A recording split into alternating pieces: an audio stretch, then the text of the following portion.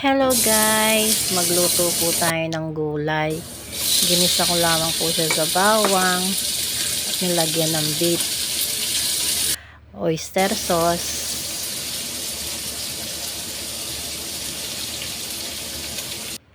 chicken powder, at ang ating chicharo.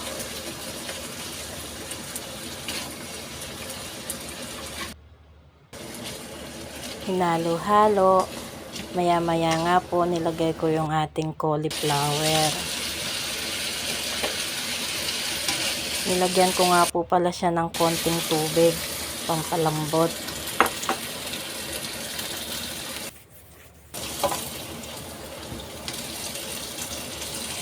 At syempre, hindi nawawala ang ating pampakulay, bell pepper.